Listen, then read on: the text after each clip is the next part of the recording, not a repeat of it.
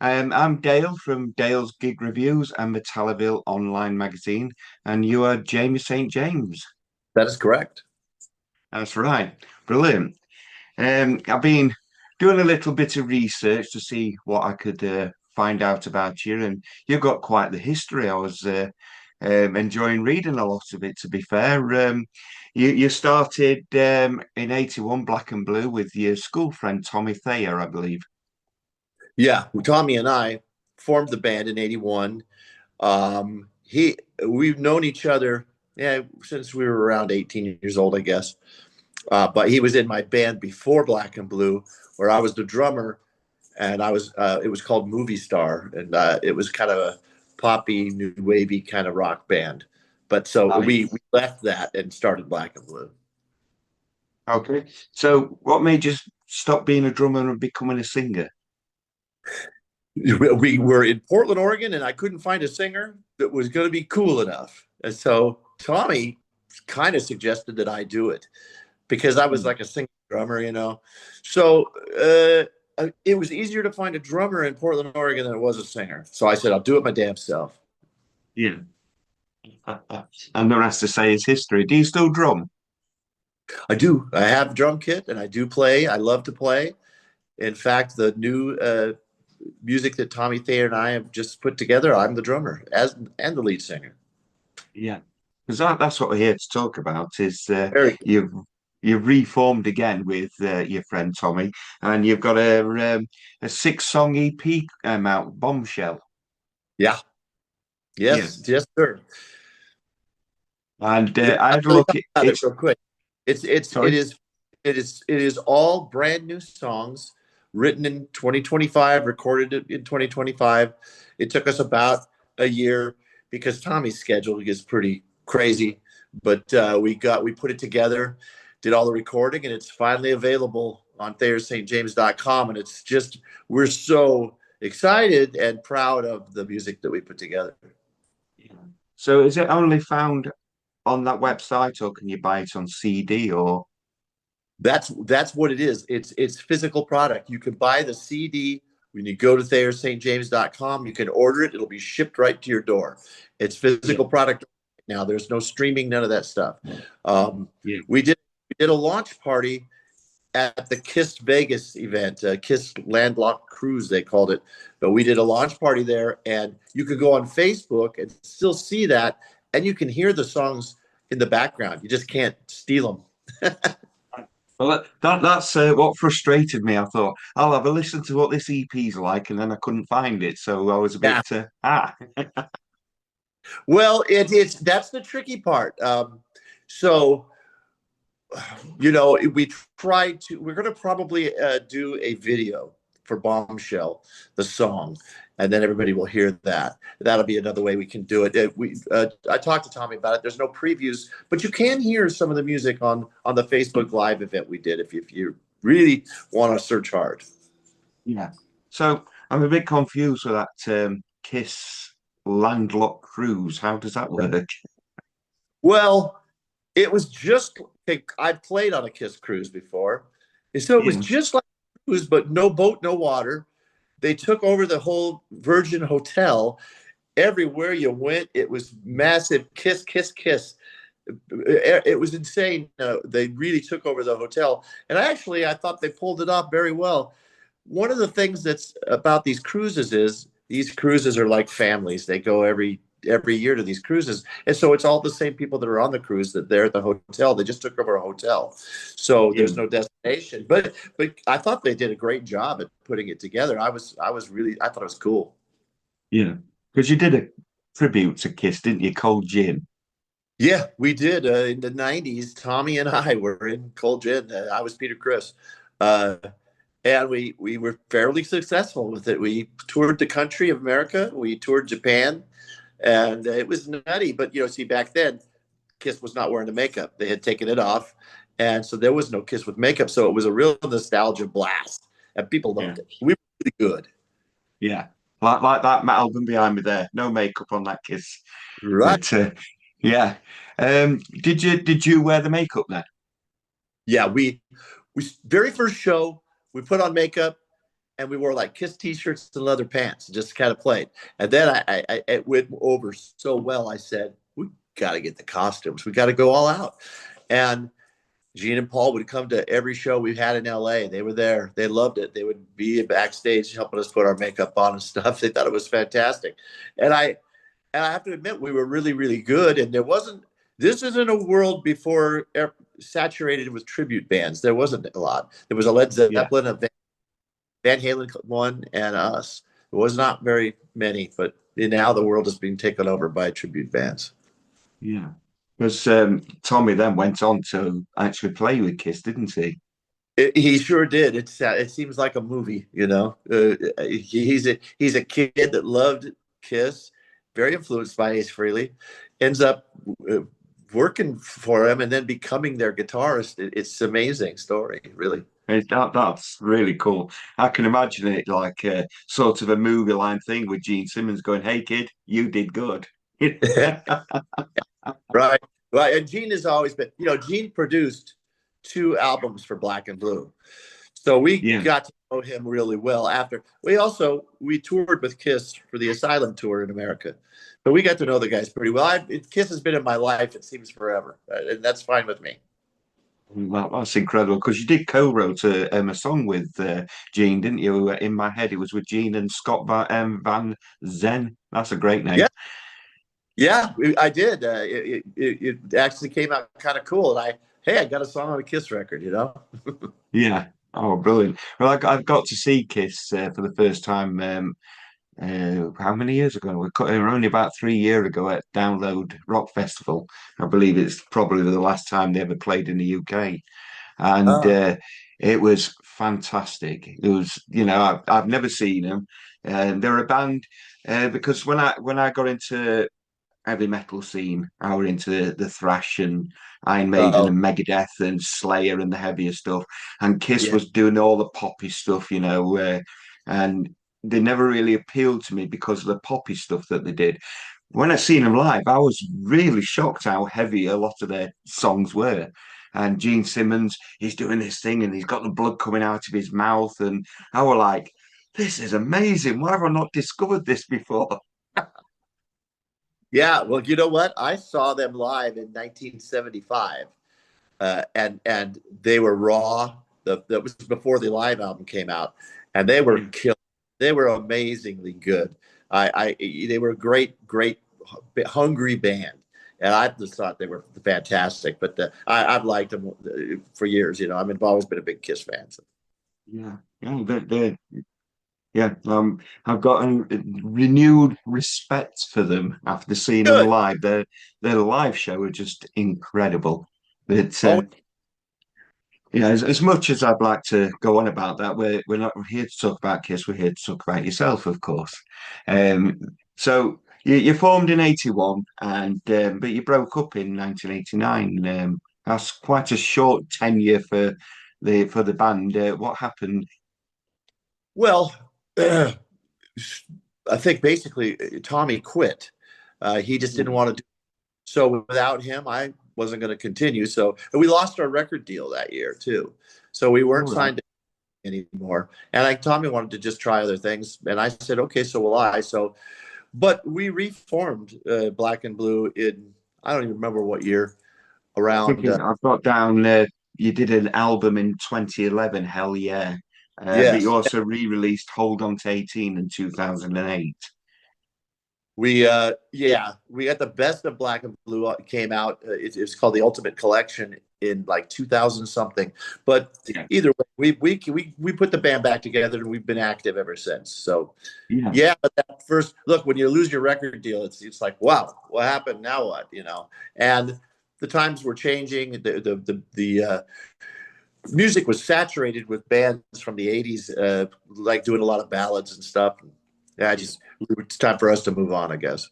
But Yeah, we're like the second tier of hair metal, sort of like Skid Rows, and in our country we had the Choir Boys and Dogs Do More, and you got all these bands that just suddenly started emerging on the tail yeah, coats of all the others.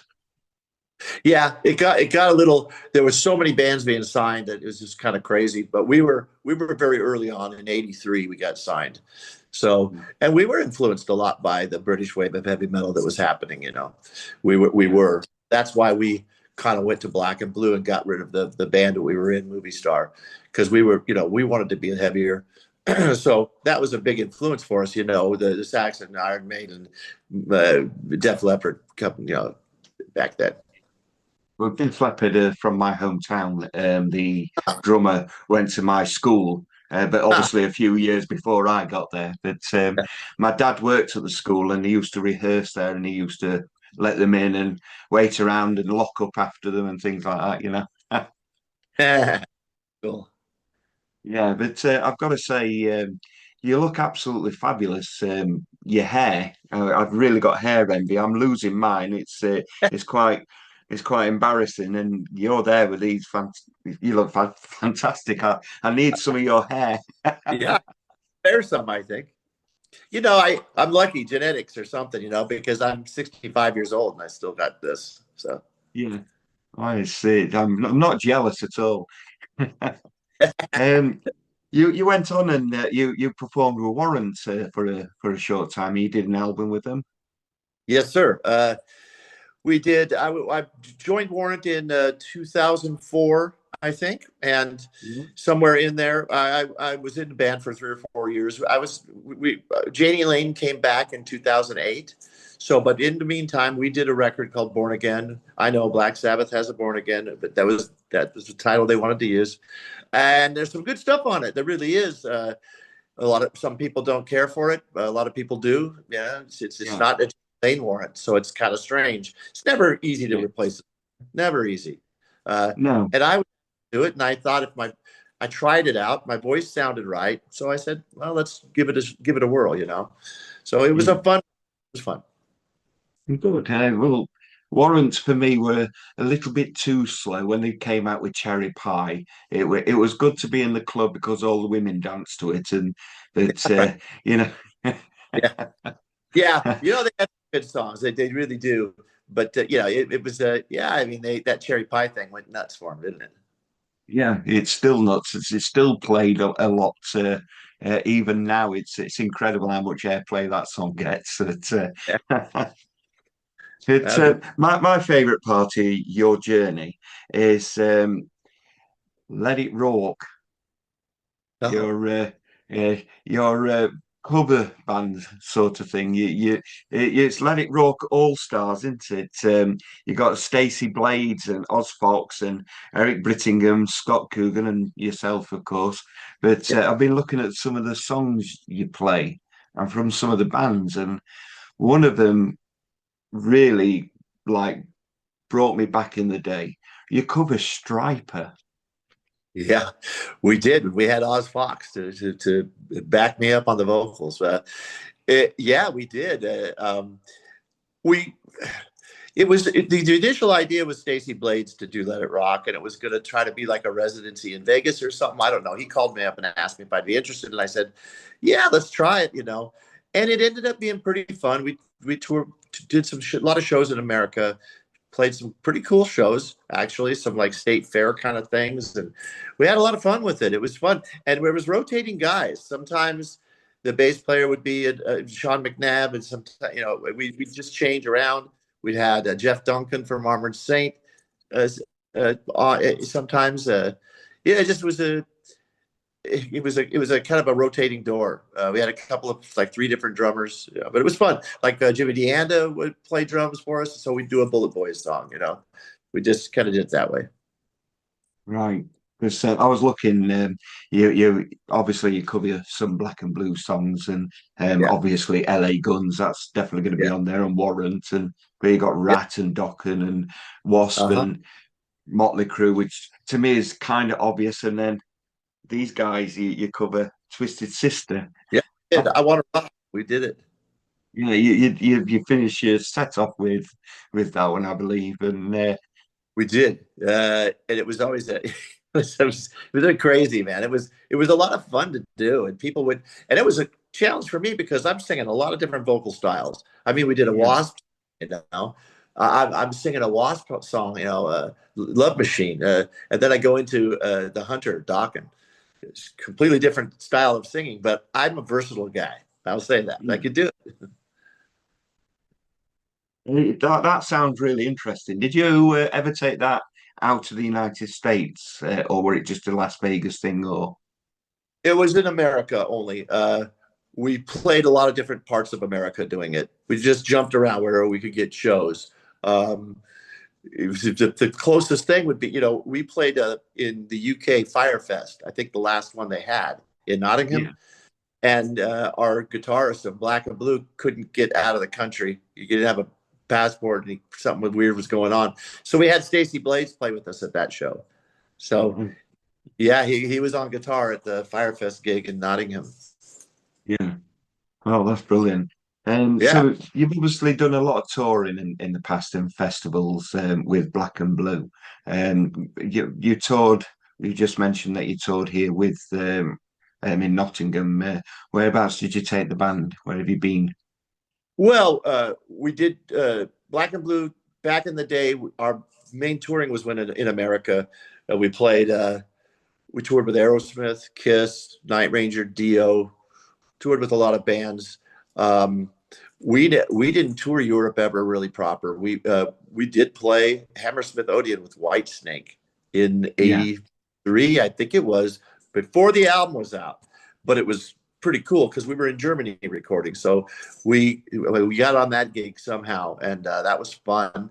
Um, but really, Black and Blue has been an American touring band, and I would love to have got overseas more, go to Europe. The UK, absolutely. I love it there. yeah, Well, I wish we could have done more, but we're still alive, and you never know. We're still active. yeah. So Because yeah. you're still active. Uh, Sorry, you broke up then. Sorry. I said it's not too late. We're still good. You're still good, yeah.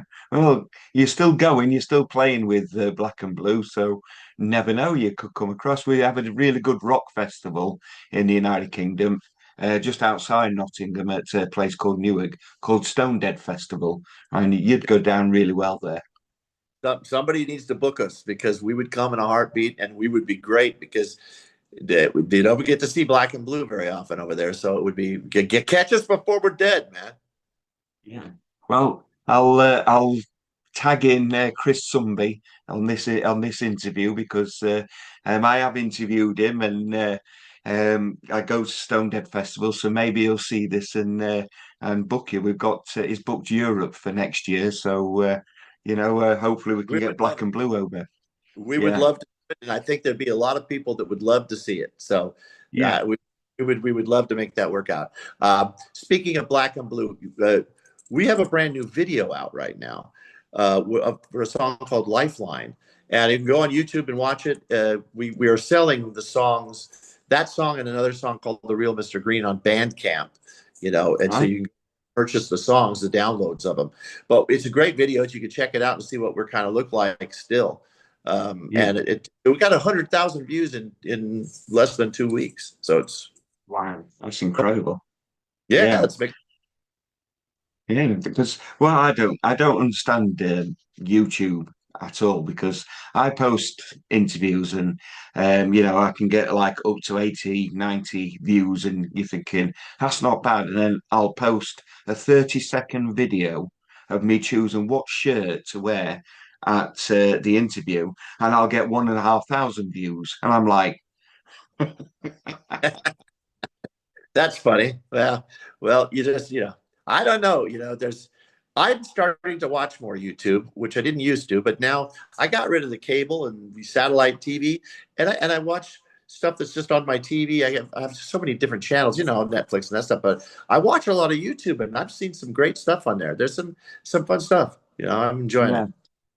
I like there's this lady who listens to she's an opera singer Uh, and she listens to heavy metal singers and she like breaks it down and that lot. And a lot of the time she just laughs at some of the stuff. She's the charismatic voice, and I like listening to her, especially when she gets some of the more heavier singers and she gets a bit shocked. It's really good. I think I've seen some of that kind of stuff too. They get people's Yeah, reaction. Yeah, yeah, I've seen that. Those are great. So, going back to say St. James with your Yes. EP, it's 6 songs, which is great. I reviewed an EP the other day, it only had 4 songs, and when I spoke to the person who released it, Electric Boys, who were the Connie Bloom from Electric Boys, I um, hear that. I turned around and I says, there were only 4 songs on it. I was getting quite into it. And he said, well, it's an EP. But for me, I'm used to having 5 or 6 songs on an EP. I was quite surprised there were only 4 songs on it. So I'm happy that you've got 6 songs in yours. So there's more to listen to. There is, and it's you know, it was very expensive to record because we did it right. We went to a proper studio, got a great engineer, Rob Dacre, who also played bass. So there's only 3 people on the music. It's me and Tommy and Rob Dacre on bass. Tommy and I Yeah. did everything else. Tommy, of Right. course, did ours, and I did. Tommy did background vocals. Like, I was lead vocals, and I played the drums. It's really, really good stuff. We're very proud of it. Again, you can go to ThayerSt.James.com and you can order it.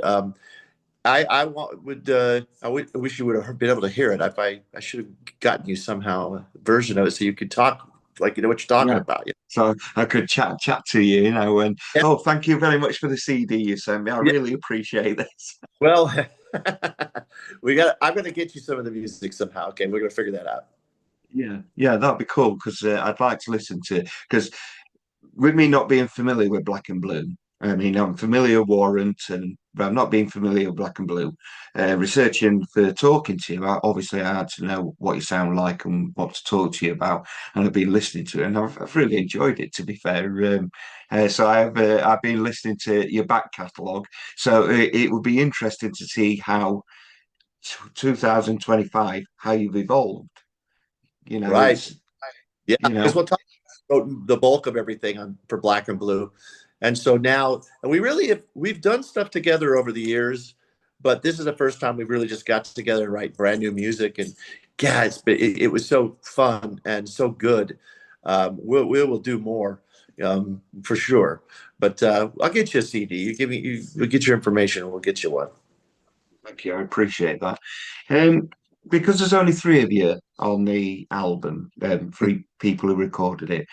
Are you looking at performing this live? Are you going to be looking at a band sort of thing, or will it be you three? Throwing a lot of Well, questions there. it's okay. I would love to do it live. Yeah, Tommy, the guitarist for Kiss, but they're not doing as much, so it's possible. It would be up to him if he wanted to do it. We would probably ask Rob to play bass, and I'd have to find a drummer, because I would be the lead singer, yeah, and maybe we'd have to find a second guitarist, or there is a little bit of keyboards on it, but it's not much. It wouldn't be hard to do.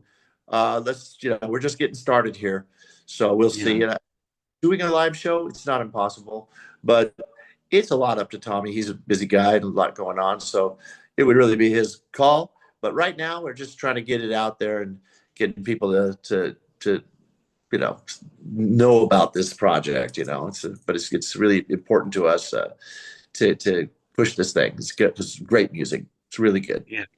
Yeah, well, I do actually look forward to listening to it. I am going to be talking to a drummer after this, Hirsch Gardner. Mate, he's done with stuff with Kiss before, and Ah, yeah. All right. yeah, I mean, I, when we Kiss played at this Vegas event, and nobody was sure who the drummer was going to be because Eric Singer was kind of not involved, but he jumped on board right last minute, I guess. So it was nice to see him with them, and it was real good. They were great.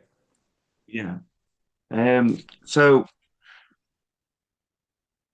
talking about collaborations and things like that, who would you like to collaborate with, and have you got like a dream sort of person that you'd like to get in the studio with, or Oh, uh, you know, it was really thought. I like collaborating with people. With Tommy, we have a strange connection. It's just we think the same way, and we know we've been friends for 50 years, so it's like just such instant. We know where we're going with the song. He can hear what I'm hearing in my head, it seems like sometimes.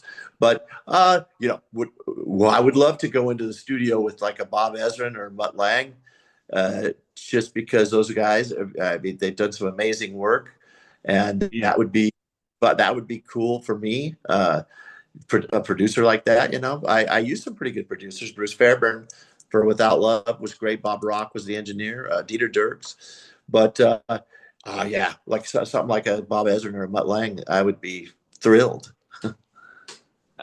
Well, maybe on your future EP or album, maybe if you're going to carry on recording, and maybe so you've got two singles coming out with Black and Blue, maybe something a bit more substantial, like an album with Black and Blue, would be good.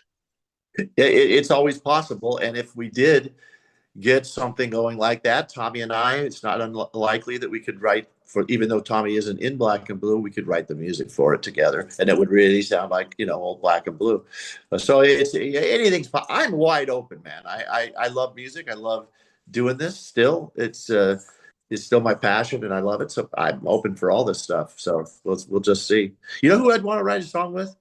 Justin from The Darkness. Justin Oh, he's Hawkins. brilliant. Yes, he's brilliant. He's who I would like to write a song with. Yeah. Oh, he's one I would like to track down for an interview as well. I'm a big. I wouldn't listen to The Darkness in at home, but seeing them live, they're absolutely amazing. And and when they do come on, I've always got a big grin on my face. They always make you smile. The songs and the Christmas song, of course. But yeah, I love Justin Hawkins. He's brilliant. I've seen them live a couple of times. I went to a show. They came to Los Angeles. I live outside of Los Angeles, and I went to see them. And then they were on one of the cruises I was on, so I got to see them there. I love the band. I love the music.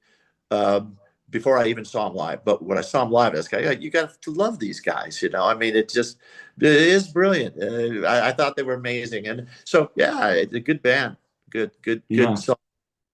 Oh, yeah, I'm a big admirer of Justin. I love what he's done.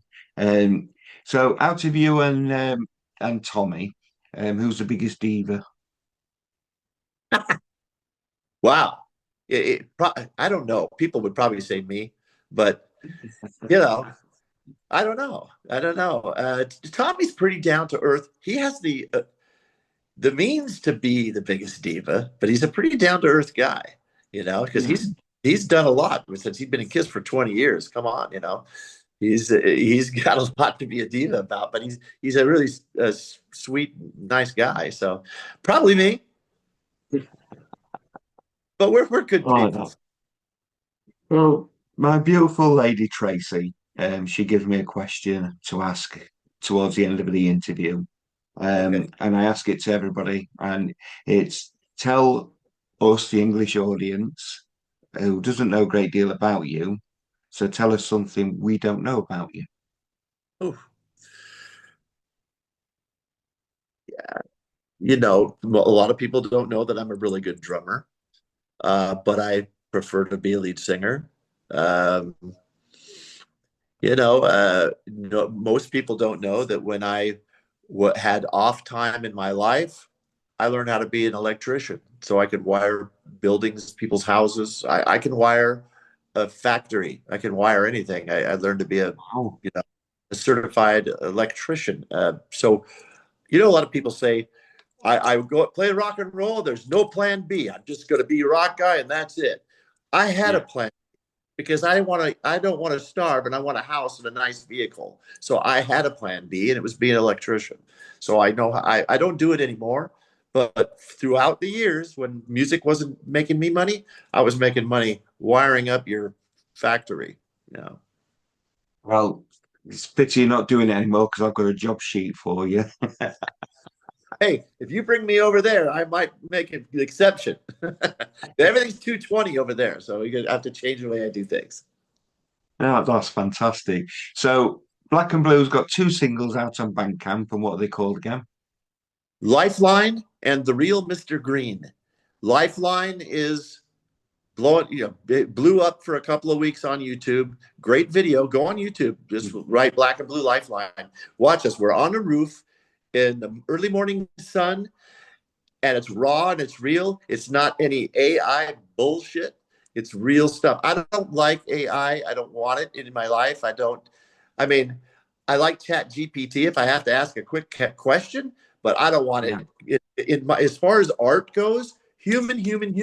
Get it away from me musically. Get it away from me visually. I don't like it, and I hate it. I want real. Yeah, I'm totally with you on that one. And it's getting scary how good it's getting. It's It is, and I see people use it to write songs. I just go, get out of here. I can't stand that.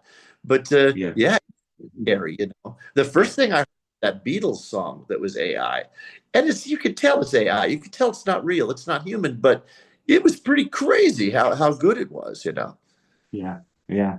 It's it's only going to get better as well, unfortunately. Um, so we've covered your Bandcamp songs and Thea St James .com, is it? TheaSt James.com for your 6 song EP on CD and get it ordered now so we can listen to your new material. I say get it now. We've been shipping CDs to the UK. People, somebody over there's got it. So, but it's well, when we do the video, then you'll be able to hear the song Bombshell, and you'll see it. It sounds. I can say this because everybody says it kind of sounds like Black and Blue meets Cheap Trick or something. Right. I can hear Cheap Trick being brought up, but it's big guitars and melodic. I sing melodic, but I'm singing better than ever. You know, my hair and my voice have held up beautifully, and I don't know how. I just say thank you, God, for that. Brilliant. Well, it has been a genuine pleasure talking to you, and I can't wait to hear your new stuff. And so, thank you for your time. All right, well, thank you so much. I appreciate it. Yeah, no problem. I'll catch up with you soon, hopefully. All right, yeah. I'm gonna send you an email. Right, thank you. Right, bye bye. All right, all right. Take it easy. Thanks.